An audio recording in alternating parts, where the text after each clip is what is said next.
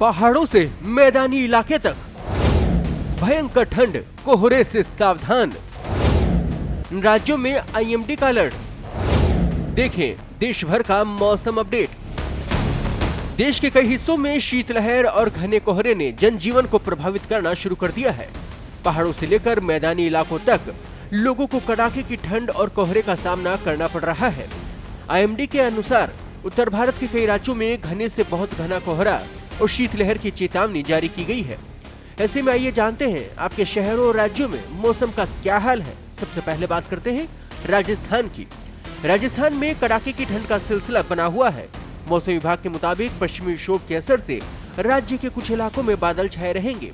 22 दिसंबर तक एक नए पश्चिमी विक्षोभ के प्रभाव से पश्चिमी राजस्थान के कुछ हिस्सों में आंशिक रूप से बादल छाए रहने और न्यूनतम तापमान में 1 से 3 डिग्री सेल्सियस तक बढ़ोतरी होने की संभावना है।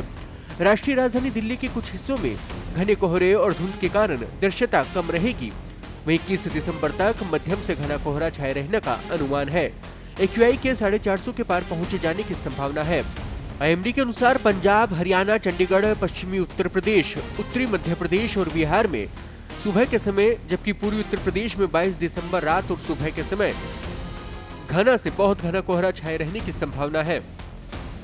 इसके अलावा 24 और 25 दिसंबर को पंजाब, हरियाणा, चंडीगढ़ और उत्तर प्रदेश के कुछ इलाकों में रात और सुबह के समय घना से बहुत घना कोहरा देखने को मिल सकता है।